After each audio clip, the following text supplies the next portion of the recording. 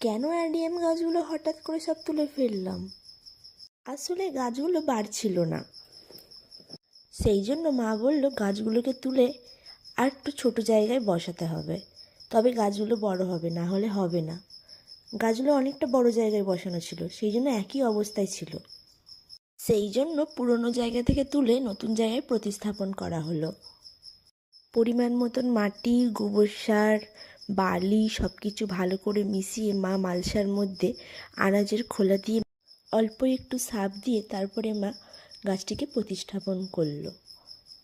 Adenium গাছের জন্য যত ছোট জায়গা হবে তত ভালো, তত তাড়াতাড়ি বাড়বে গাছটা।